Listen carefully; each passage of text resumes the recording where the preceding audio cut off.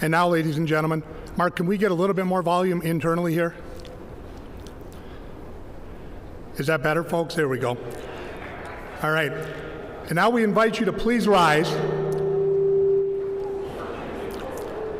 And joining us now are the Cathedral Concert Choir under the direction of Mr. Jonathan Rydberg and the American Sign Language students of Miss Kathy Walsh, as we begin this afternoon by honoring America with our national anthem, the Star-Spangled Banner.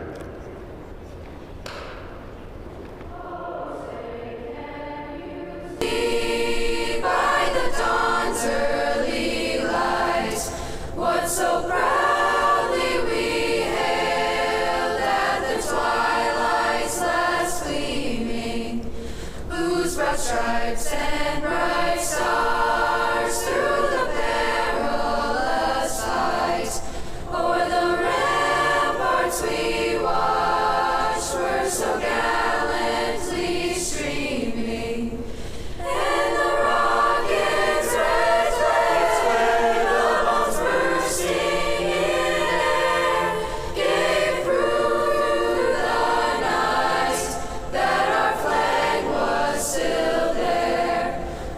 Say, does that star-spangled banner yet wave o'er the land of the free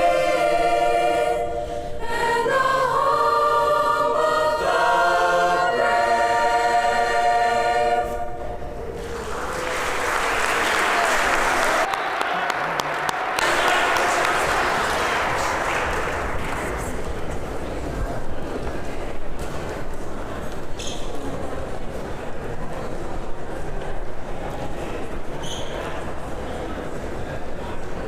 This afternoon, we have an opportunity for you to meet 5 very special people who have impacted Cathedral High School in ways that we could never fully imagine.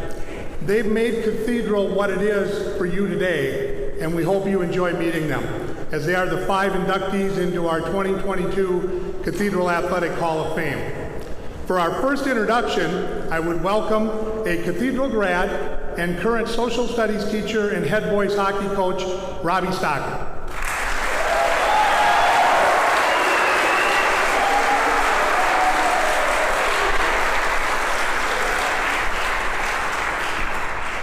So I have the privilege of introducing a member of my graduating class at Cathedral, class of 2010, Nate Schmidt. So I had the privilege of knowing Nate practically my whole life, all the way from elementary school together at SPPM, mite hockey and park and rec baseball at Whitney Park. Along with his leadership and character, Nate's talent and competitive edge is what really separated him from the rest of us at an early age. I have a couple of stories to share that describe those two things in detail. So in terms of talent, from an early age, I would describe Nate as a man amongst boys. Every year in the summer, we would do the Solid Gold hockey camp at the MAC, and they would do a skills competition at the end of that camp, and they did a hardest shot. And so we're 12 years old, we're all going up there, and we're doing the hardest shot. You know, we're hitting like 50 miles an hour, 60 miles an hour, kind of puffing our chest out, feeling really good about ourselves because, you know, it registered on the gun at least. It wasn't too soft to not show up there. Nate steps up at 12 years old, 7th grade, and hits, I kid you not, an 80-mile-an-hour slap shot. And so this carries over into the season. We're playing Elk River down in Owatonna. And I don't know if it was a penalty kill or not, but Nate decided he was going to take a slap shot from our own zone. So about 180 feet away from the other team's goalie. And he lets off just an absolute frozen rope that I don't know if the goalie got beat on the shot or if he was just scared to get in the way and get hit by it, but it goes top corner. And if YouTube or TikTok had been around, it would have been the stuff of absolute legends. So that puts his talent in perspective from an early age. And the other thing that separated him was that he was just an extreme competitor. We were up in Little Falls for a preseason scrimmage my junior year, playing Sartell. And usually, you know, a preseason scrimmage is just to kind of get your feet wet, get your legs under you, get some chemistry with your new teammates, but Nate wasn't really wired that way. He was kind of all in. I was going to win no matter what was sort of his mentality. And so the game starts to wear on, and as any game with Sartell goes, it gets a little bit chippy. And Nate, with a clean hit, hits a kid so hard, and I don't know if you're familiar with Exchange Arena. It's not a super high ceiling, but his mask flew off of his helmet, and I don't know if it's just flown higher as the years have gone by in my memory, but I think it hit the ceiling. And so he had that will to him that he was going to win regardless of whatever it was. But Nate wasn't just a hockey player. He played everything as a kid. Baseball, soccer, football, you name it. And he was going to be the best at that, and he would have been the best at it if he would have pursued it. As we got to high school, he played hockey and baseball. He was on varsity in both since 9th grade, and I believe varsity hockey since 8th grade. On the baseball team, he was a part of the state championship team in 2007 as a freshman. In hockey, he led the team to back-to-back state tournaments in 08 and 09. We finished 4th both times. And in 2008-2009, he was the second leading scorer amongst defensemen in the state, tallying 45 points, and was named to the 2009 All-State tournament, or All-State hockey team.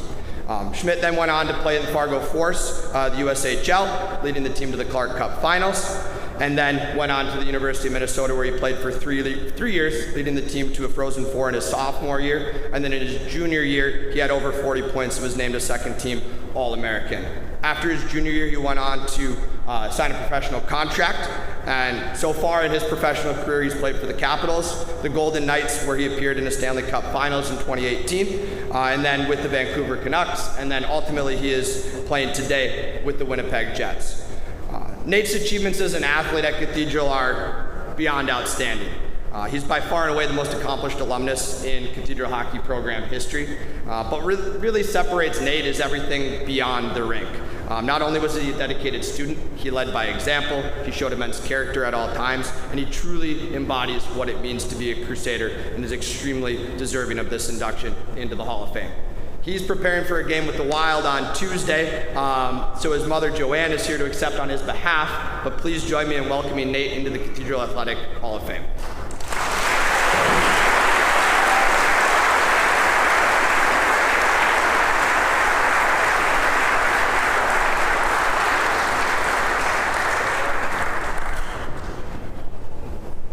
This is my husband, Tom.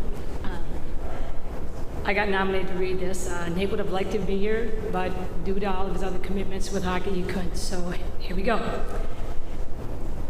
Oh, I might not be able to read this. Probably did a good job. I mean, I had forgotten some of the stuff, but one thing he talked about was character, and probably the one thing we're most proud of. So with that being said, Nate says, "Thank you so much for this incredible honor.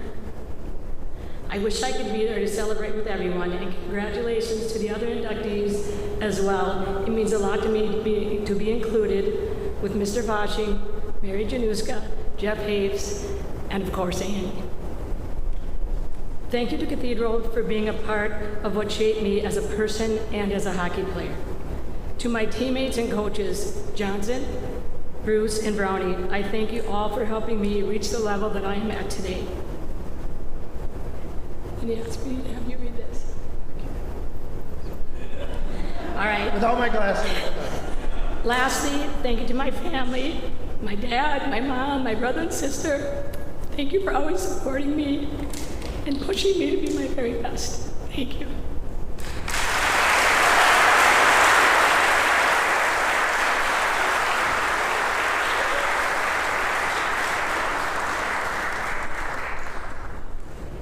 Our next presenter is another Cathedral grad and our current campus minister and volleyball coach, Miss Shelley Flynn.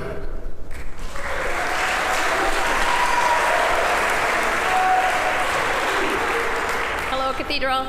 It's an honor to introduce our next inductee, Mary Schlepper Januszka. She is from the class of 1982. I had the privilege of playing volleyball with Mary some 40 years ago, right here in this North Gym, when I was a senior and she was a talented sophomore. That year, she helped our team get 4th place in the state tournament. Those were great memories with Norma Dobbs, right, Mary? During Mary's high school career, she was a 3-sport captain in volleyball, basketball, softball, and was named the St. Cloud Times Player of the Year in volleyball, as well as earning many other conference titles. After graduation, she played volleyball at St. Cloud State University. She participated in the NCAA Division II National Tournament in 1985. As the Husky senior captain, she was the leader in blocks with 121 recorded for the season. And for those that are volleyball players, you know that's a lot of blocking. So congratulations, Mary. Not only has Mary contributed to so much in women's athletics here at CHS, she has also given back to our school in so many ways. She has volunteered her time and energy coaching volleyball and softball, and she has sat during endless games and matches, operating the scoreboard or filling in the official scorebook. She has served on the Cathedral Athletic Association board and is a trustee on the Education Foundation. Not only is Mary an accomplished athlete, and I would say an amazing person, but her and her husband, Mark, have raised 4 awesome children who are also Cathedral alumni. I am honored and blessed to welcome Mary Januszka.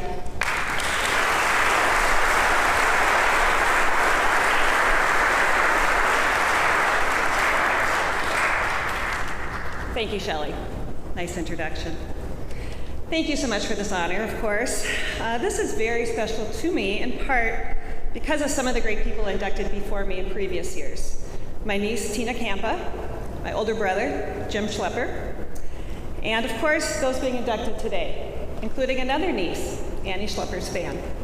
I am very grateful for good genes, let's just say that. One more thing about those good genes. No, I have to say this though first. I love it that Annie and I are being inducted in the same year. I do recognize though that if you compare this to, for instance, maybe the Baseball Hall of Fame, Annie's being inducted unanimously, I'm sure, in probably her first year of eligibility. I might be at the point of what they call last chance on the ballot, but I am very happy to be here. One more thing about those good genes. I need to thank my mom and #1 fan since I started playing sports. She's here today. You can wave. She's 94 years young, and she hasn't stopped cheering for me or any of her children, grandchildren, or great-grandchildren. Thank you, Mom. When our bios to introduce us as new inductees first came out, I was referred to as a pioneer in girls' sports. I don't know. I thought, first of all, it just made me sound old. But the more I thought of it, first of all, I am old, or oldish, and I should be proud of being a pioneer. But I'd also say that Cathedral should be proud of it too, because when I was here in the early 80s, I did not feel like a pioneer. The only thing I'd maybe point out though, for those of you that don't know, the center gym, which used to be a little bit darker and gloomier, was referred to as the girls' gym, and this shiny, newer gym was the boys' gym. So that's a little perspective on what it was like in the 80s. But besides that, we definitely all had equal and great opportunities to play. A shout out to many great teammates, Shelley, a few others, and to Coach Norma Dobbs, who did coach volleyball here for many years, and I do believe is also in the Hall of Fame. Yes, okay. Sports in high school gave me a chance, a sense of belonging, and a great sense of working with others for a common goal. My best friends were always my teammates, and it continued through college and after college, and even to this day. Staying active, whether it's walking with a group of friends or lately playing a lot of pickleball, right, Mark? It has given me a lot of joy. Sports and activities still give me today what it gave me in high school, a sense of belonging and the opportunity to be with and make new friends. My husband Mark and I, as Shelley mentioned, have 4 grown children, Luke, Aaron, and Jenna, and also Meg, who is not here today. She is actually studying abroad in Ireland, so I did give her the pass to not come here today. But they all also experienced all the good of high school sports right here at Cathedral. And as each of them came to the end of their high school playing days, I remember the conversations that they were always sad that it was over. But I do remember telling each of them that even though it's never going to be the same, but you can continue that competitive spirit as you get older. Maybe it's running a fun run, and you might run it a little faster than you should. Maybe it's playing somewhat competitive volleyball until it might conflict with your own kids' games. or when you really don't want to lose that pickleball game to somebody even older than you are. So that competitive spirit definitely stays past high school. Being involved in athletics also gave me the opportunity to coach at different levels. Bringing the love of sports to others is something I have also truly enjoyed. I guess if I look back at being a pioneer in girls' sports, I am very happy that it did come full circle with me being able to share my love of sports with young women through coaching. Thanks to Cathedral for my introduction to and fostering my love of competitive sports. And thank you again for this honor.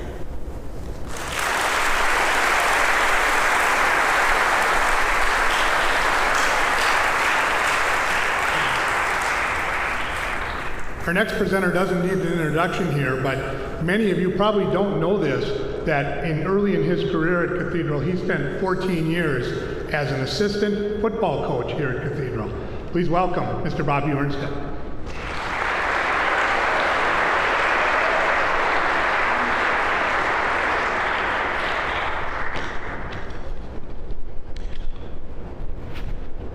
First of all, thank you, Emmett, for having this opportunity to speak today.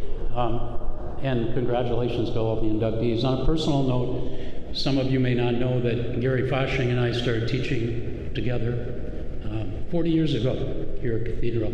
So congratulations, Gary, and thank you for your 40 years of friendship that we've shared. Thank you. I have the honor today of introducing Jeff Hafes for induction into the Cathedral Hall of Fame. I'm going to do this in two ways. One, Jeff Hafes the person, and then secondly, Jeff Hafes the athlete. First of all, Jeff Hafes the person. Jeff was captain of the 1992 and 1993 football teams here at Cathedral. He was a captain for Bob Carn's 1994 baseball team in the spring of his senior year. As a captain, he took care of a lot of things internally, like disagreements between players, sometimes players not being happy about playing time, making sure that teammates followed rules, team morale. He was a terrific captain, respected not only by his teammates, but his coaches. Jeff Hafes, the teammate. Every member of the team was important to Jeff. He valued every one of them and made sure that everyone knew what their role was and that it was important. Whether you were a starter or a sophomore that rarely was on the field. It was important to him to reach out to those especially that didn't get the playing time and the recognition, and he valued them. Jeff Hafes, the example. He would never accept anything less than 100% from his teammates as well as himself. I didn't know how to word this next one, but I came up with Jeff Hafes, the believer. Jeff always believed in his teammates and his coaches. He instilled confidence in them when things weren't going well. He never panicked. And he had this calm demeanor that would tell others that everything was going to be okay. Because sometimes in games and during a season, a bounce or something doesn't go right. Jeff Hafes, the student of the game, no one prepared like he did. He often would recognize what play the other team was going to run before they snapped the ball, and it was totally frustrating to the other teams. Jeff made everyone around him better, including the coaches. Now, Jeff Hafes, the athlete. Some of you will be able to relate to this. In his senior year, he had 1,000 yards and 15 touchdowns, but he shared the backfield with two other very good running backs. And although he was an outstanding offensive player, he was the cornerstone of a swarming defense.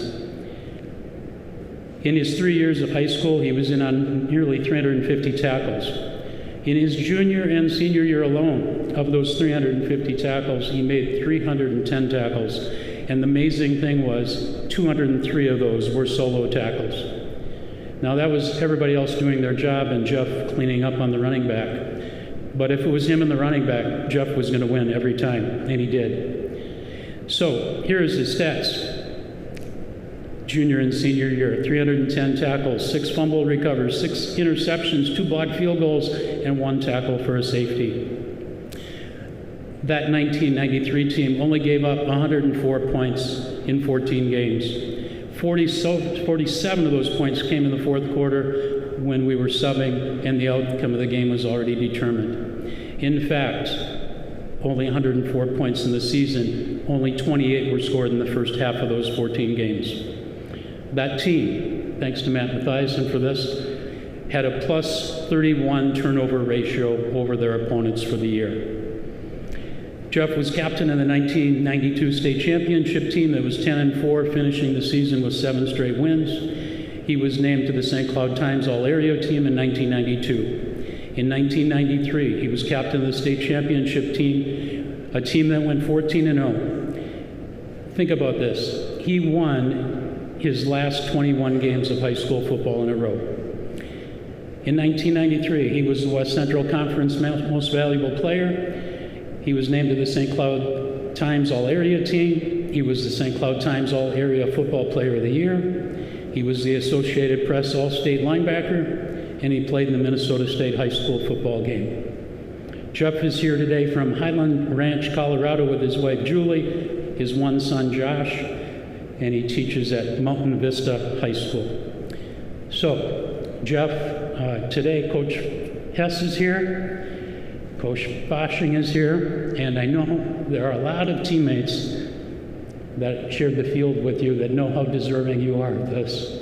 This is so overdue. So, please welcome Jeff Apes to the Cathedral Hall of Fame.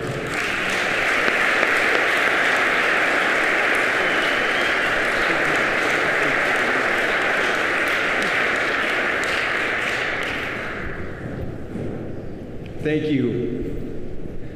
Special thank yous tonight this afternoon to Emmett for putting this together, Coach Bjornstead, Coach Foshing, Coach Hess, Jeremy Mathiasen, Matt for being here, Coach Hess, Cindy, good to see you. And thank you for having me here today at Cathedral. Thank you especially to my wife Julie for grounding my walk with love and support for the last 19 years. My 16-year-old son, Jacob, is back at home. He's got some basketball games to play, and so we left him there. I think he's watching online, but thank you for being there. And for Joshua, our 13-year-old, who is here with us. Thank you both for your love and respect for me as your dad. There's not a better role in life that I have to play. To my mom and dad, you have supported me my whole life and have showed me how to be kind and compassionate to all people and to serve others first. Thank you for all that you have done for me. My in-laws, for your encouragement and support in all things. I thank you so much. My siblings, my older brother Mike, who traveled here last night, surprised me at my parents' house. What a gift with his son Aiden. And what an honor. I've looked up to you my whole life, and I've always wanted to be more like you. Thanks for being here. To my younger brother David, who also is here, thank you for your ever-loving, fun spirit. You always make me smile and laugh. You are forever my teammate. He was on our 93 championship team, and I love you. And your son Johnny. And my sister Anna, who can't be here. She has always been my biggest cheerleader, and I love her dearly. It is good to be back here, to walk the halls and show my son and my wife the place that I stayed here. I was here 5 years. I came in 8th grade from New York, and I loved it here. It was great to see coaches, teammates, teachers, friends, and all of you. Since high school, I have been a teacher and a coach. So in many ways, I loved it so much that I still do it every single day. I've never left high school. Sounds like you the same? No? I guess that is a testament, though, to the people and experiences that helped shape me right here in these hallways. Surrounded by these great athletes and coaches in this Hall of Fame class, I'm humbled and feel like many of you probably sometimes that I'm not all that worthy of this, and I don't belong. After reflecting on my high school career, I'm convinced that although my name and picture are on this plaque, that this award is a representation of how our state champion football teams in 1992 and 1993 were able to overcome huge odds and etch greatness into our lives and into the history of this wonderful school. I've been in your shoes, sitting in those bleachers, dreaming about what my life would be like, setting goals and working to achieve them. I worked hard in that weight room, endured agonizing practices on Rao Field, played beautiful baseball games at Dick Putt Stadium with Coach Karn, learned CPR in Coach B's health class, and studied classical literature with Coach Karn. I learned geometry from Ms. Foshing and civics and government from Coach Foshing. And Libby always took care of us as athletes, as our trainer. These buildings contain many memories and lasting life lessons that go far beyond winning games and even raising state championship banners, which I hear are now in Coach's barn. Is that right? The true lessons that I learned in this place that I hope you can learn here too are about serving others before yourself and how to pursue a lasting relationship with a God who loves us so much that he sent his son Jesus so that we may be with him forever. With Coach Foshing, Bjornstedt Hess, when they put me as the junior captain in that football team in 1992, I knew that I had work to do. I didn't know the first thing about leading. I only knew that I desperately wanted to win and inherently wanted to prove myself to others, to show that I was worthy. I didn't want to disappoint anyone. I was afraid to fail. And this motivated me to work hard and to be the best version of myself. I learned pretty quickly that it's not enough to just cast a vision. Anyone can do that. We had a leadership retreat before the 92 season, and I boldly predicted that we would win state that year and that Coach Foshing would be the coach of the year.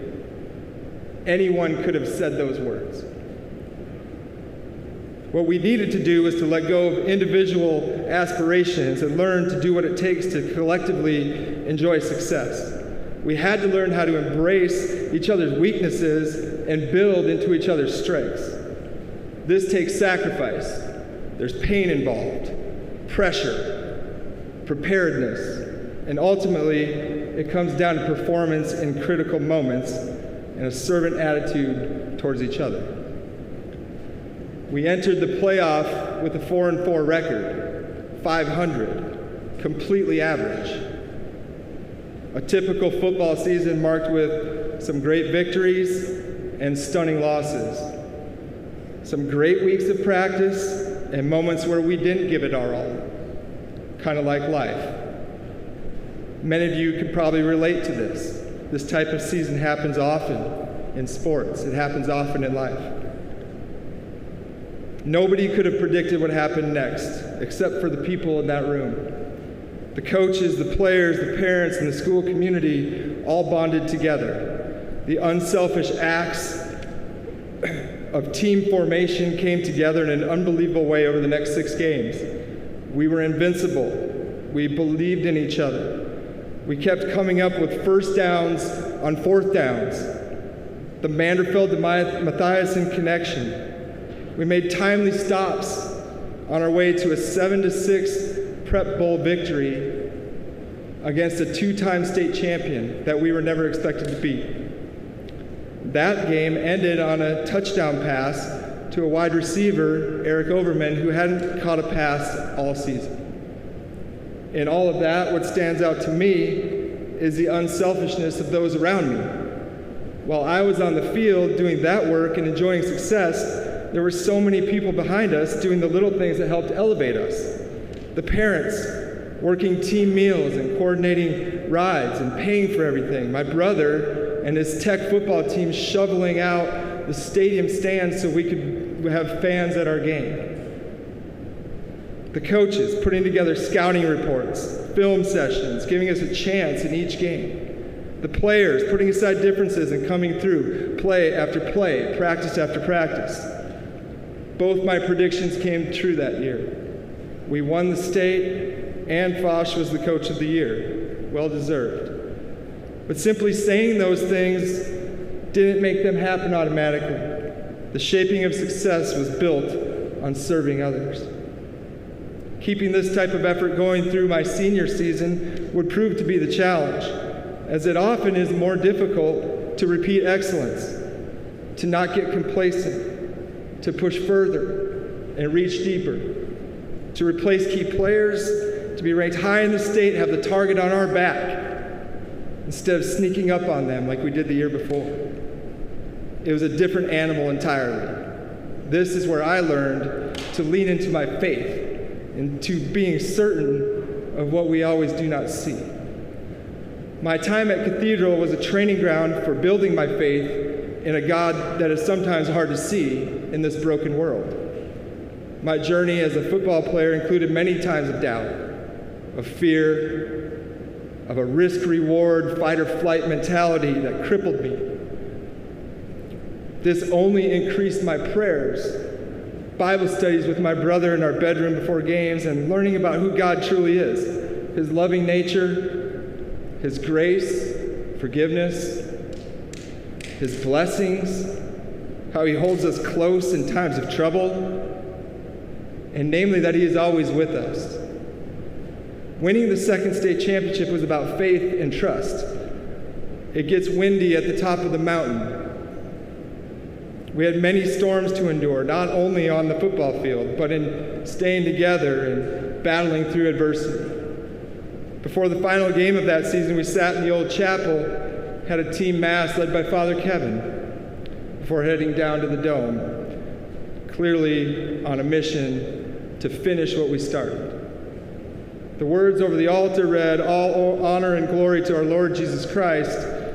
No matter if we won or lost, those words were what I held on to. 21 wins in a row. I've learned in my life that these are the things that matter, to serve others first and to trust God in all things. I want to thank my coaches and teammates for helping me learn those lessons in my time here at Cathedral. This honor and award is about all of us. I was only a small part. Thank you.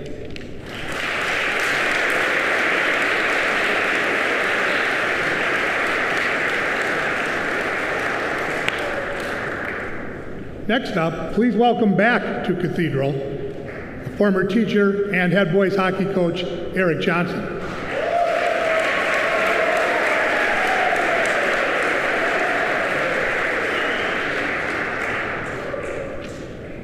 First of all, congratulations to all the inductees.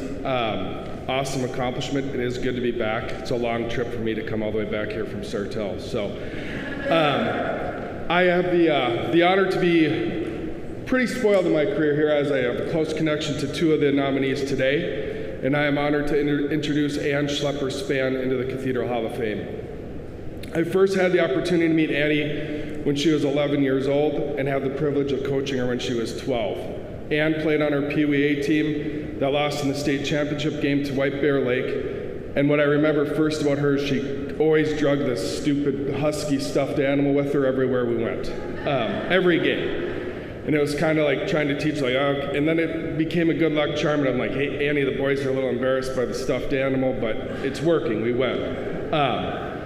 Hidden behind the smile and the skill was a fierce competitor. I remember that state championship game vividly. I even remember the kid's name. They had a kid at White Bear Lake, his name was Sean Galloway. I don't know where he is now. I don't think he played after high school. But he was a monster as a peewee, and he was destroying all of our kids, like hitting every one of the boys. And those of you that know me know I have a tendency to get a little fired up and intense, and I'm like, will someone please hit this kid? 2 shifts later, right in front of our bench, the kid gets blown up, and I'm like, who was that? There goes 12, skating away, it was Annie. Boys all of a sudden got a little bit tougher with Schlepper on the ice, so keep your head up, Denard. If you make her angry, she'll come after you.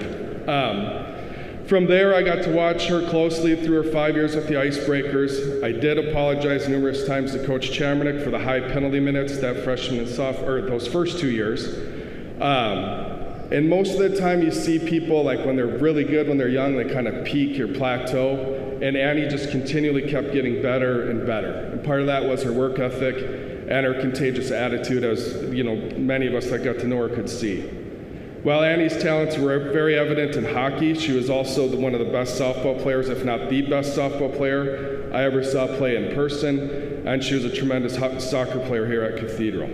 From Cathedral, she moved on to the U of M and quickly decimated the Husky that she used to carry around, and dominated at the University of Minnesota for 4 years. There she was a finalist for the Patty Kazmaier Award, which is comparable to the Hobie Baker Award on the men's side, and won a national championship in 2012. While at the U and beyond, she was a member of 4 U.S. national teams, winning 3 world championships. She was also playing professionally in Boston while training for the Olympics. In 2014, Annie was named to the Olympic team that earned the silver medal, and remember vividly shutting the school down and watching that gold medal game. As you can see, Annie's athletic accomplishments are pretty phenomenal. A favorite word of her coach from high school, Mr. Chamnick, those of you remember him well. But more important than her athletic achievements, Annie's a tremendous person. She has always given back to the game and the community in which she lives. She was very involved locally in camps, and once she moved to Florida, became very involved with the Tampa Bay Lightning and trying to grow the game in that area for both boys and girls. Annie's world's always been focused on others other than herself, as evidenced by her involvement in the SPAN Foundation, and her and Denard work diligently to provide opportunities for kids from single-family homes. Annie, I'm proud to know you as a hockey player, more proud to know you as a person. Congrats on your induction to the Hall of Fame.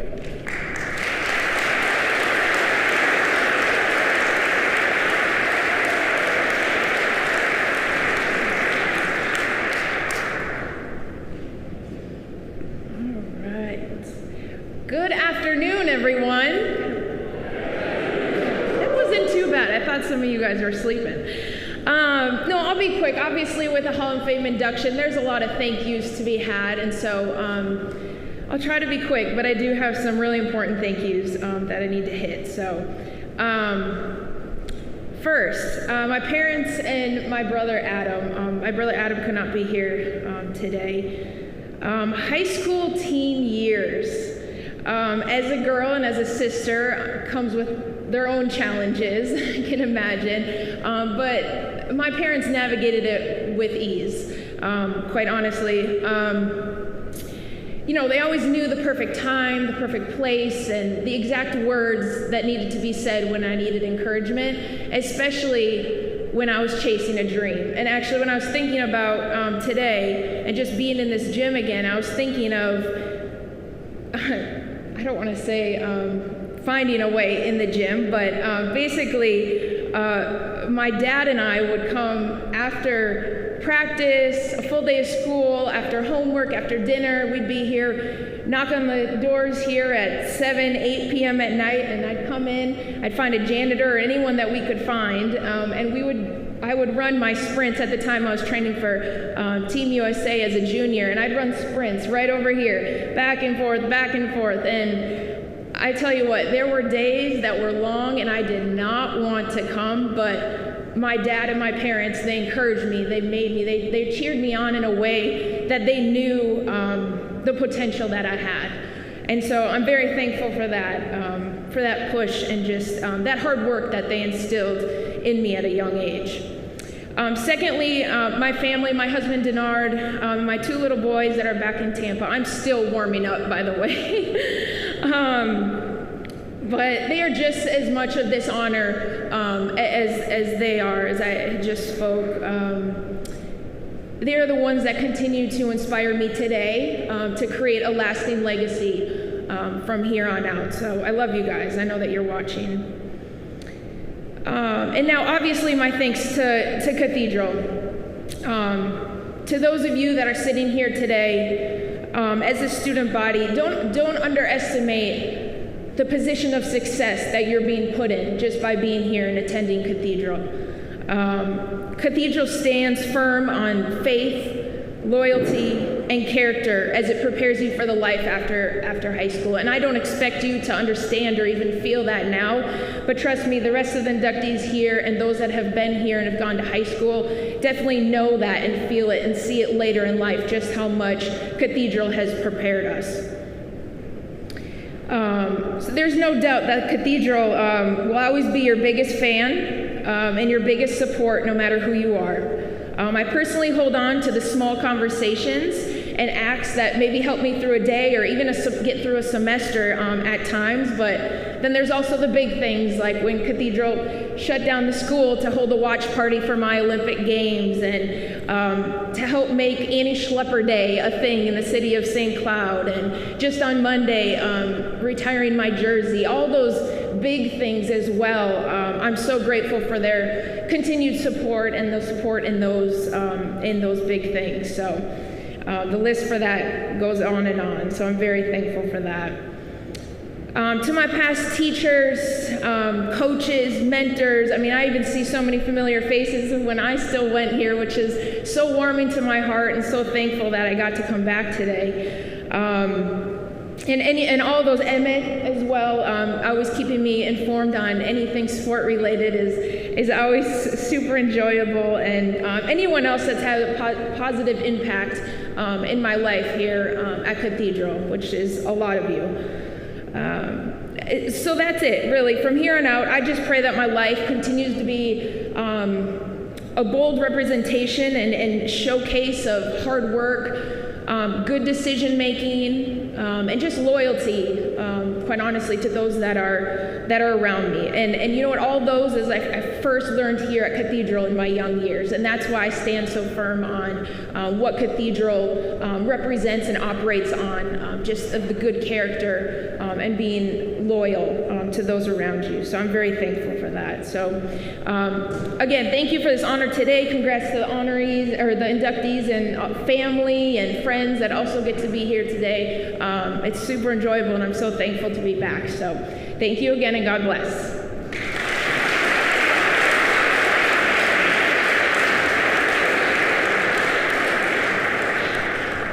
Now we need your patience. We're running a few minutes behind, but your coaches will wait for you at practice and we'll be okay. So please remain seated as we have one more honoree today. I first met Gary Foshing when he and I were freshmen at St. John's University, and we lived in the same dorm. I wish I had gotten to know him better then, but I am grateful that I had another opportunity about 15 years later. Gary graduated from St. John's in 1981 with a degree in social science, and he came here to teach, as Mr. Bjornstedt told you. He taught and coached at Cathedral for 14 years, teaching social studies and coaching football, basketball, and track. I had a whole thing about the 92-93 teams, but Bob and Jeff took care of that for me. The one thing I will tell you that I remember about those teams is this. They were good, but not necessarily great athletes. Sorry, guys. But they knew their roles, and they accepted their roles, and they did their job on the field. Simply put, they were a team, and Gary and his assistants were responsible for that team culture. Gary is a man of integrity and faith. Quick story that shows that. A few years ago, Gary had a star recruit in his office at St. John's, where he is now the head football coach. The young man was with his family, and he used some repeated foul language in the meeting. When the family left, Gary turned to his coaching staff that were with him and said, "I don't care how good he is, he can't play at St. John's if he behaves and talks like that around his mother." That is who Gary Foshing is. On a personal note, my affiliation with Cathedral started with broadcasting many of the Cathedral games over those 2 years of 92 and 93, and also broadcasting St. John's football during that same time with Gary as my color commentator. I treasure the time we spent together in the booth, and I value that we became and remain friends. Gary's wife Cindy taught here at Cathedral for many years. They have 5 children who all attended Cathedral, and they have 10 grandchildren. Please join me in welcoming to the Cathedral Athletic Hall of Fame, Gary Foshing.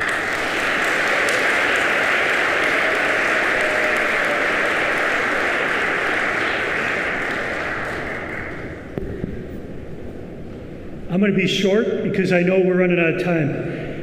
First of all, Emma, thank you for the great introduction. Emma and I have known each other, like you said, for actually 45 years, if you can believe that. He doesn't look a day over 44. I would like to thank the selection committee, all those people that were involved in that. I know for many years, Mr. Bjornstad and I talked about getting some of our former players on that, with Jeff Hafes being one of them. And so when Bob called me and said, Jeff Hafes got chosen to be in the Hall of Fame, I said, that's great, he deserves it. He goes, and you're going to be joining him. That was very special. Thank you. Emmett, I know this has been postponed a couple times. Thank you for organizing this. It's truly a great honor. I'd like to congratulate all the other inductees, and quite frankly, I have a little bit of a connection with all of them, except for Nate. I know Nate. I've met him a couple times, and I've admired him for how he plays the game, but more so for his personality, because it hasn't changed. A lot of times when people become professional athletes, they change, and Nate hasn't changed from everything I've understood. Annie, your dad and I were teammates at St. John's, and I recruited your brother Adam, so that connection goes back. Mary and I worked together here at Cathedral when I first started. And then, of course, Jeff Hafes. I can't say enough. Bob pretty much hit the nail on the head here as to what he meant to this program here at Cathedral. And I will say this, I've been coaching for 40 years, and when you're coaching for that long, people always say, well, who are the best players that you've ever coached? And I was here for 14 years, and I've been at St. John's for 27 years now. And I always say, well, there's 5 guys that I would put in the top 5. And 4 of them are college guys, and the other guy is Jeff Hafes. That's how good he was. So congratulations, I'm honored to be in the same class with you. I would like to recognize my wife who's here today, Cindy. We actually met here at Cathedral. Our rooms are in the center building, and we connected, and we've enjoyed a great life together. We have 5 kids. They've all graduated. They were all involved in athletics here. And none of them could be here today. They have kids of their own who are in school and they're working. Most of them are coming tonight, so it'd be great to see them. So I want to thank them, Scott and Laura, and Ryan and Megan and Jeff. Well, I'm looking forward to seeing them tonight. I would not be here if it weren't for Cindy. She kept me straight and was my biggest supporter all the way through and kept me grounded. So thank you very much. I love you.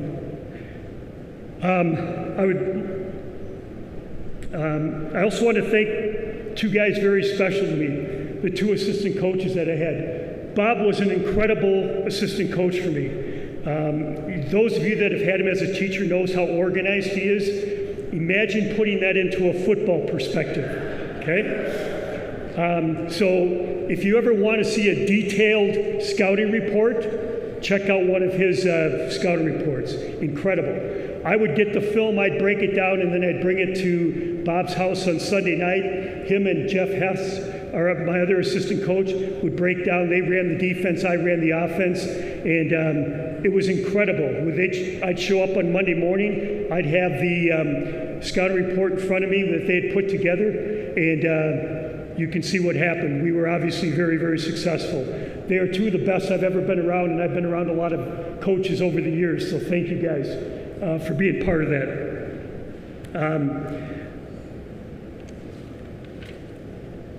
I started teaching here in 1982, and I don't know if Mr. Karn is here, but one of the great things I got to do when I first got here, I was an assistant basketball coach, and Mr. Karn was the head basketball coach. So that's how I got my indoctrination into coaching. And let me say this, there is not a better coach in the state of Minnesota in any sport than Bob Karn.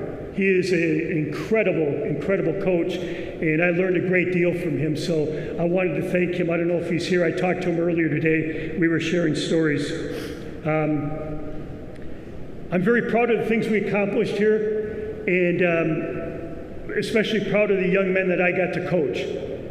And I can't say enough, a couple of my former teammates sitting over here, along with Jeff, those guys were incredible. A lot of times coaches get a lot of credit, and sometimes they get maybe undue criticism also, but I've learned over the 40 years this: you better have good players. If you're going to win, you better have good players. And I've been fortunate over my many years that we've had great players both at the high school level and now at the college level. And so thank you to all the players that I've coached. I'm very deeply indebted to all of them because I wouldn't be here if it weren't for the players. You know, I wouldn't be the head coach at St. John's if it weren't for the players here and the players I've coached over there. So very, very indebted to all those people. I was going to talk about our state championship team, but Jeff took care of that for me. He did an incredible job. Those two teams especially, we had some other really good teams, but those two teams were an incredible group of young men who really believed that they could beat anybody. And those of you that have coached or those of you that are on a team, if you believe that you can make it happen. And their preparation day in and day out, week in and week out, was incredible, obviously spurred on by our coaches. But those were two incredible teams. And they used to have the banners up on the wall here, and I guess they took them down, and somehow I got them, so they are in my shed hanging up. And I, every now and then, peek in there just to take a look at them. Very proud of that. It's hard to win state championships. You got to have a lot of things go your way. You got to have great players. You got to have a focused approach, great coaches. You have to have a little bit of luck on your side. You know, we had that probably in a couple times too. So very appreciative of all that. I'm going to finish with this. I got to read this because I came up with this today, and maybe it'll be a good way to close this all out. I've acquired a sense of gratitude for the blessings that I have been given and the connections with the many people that are responsible for me being here today. My family, my wife, my players, coaches, and all the people that I have developed relationships with. They are truly the people who should be in this Hall of Fame. I am truly honored for this. Thank you very much.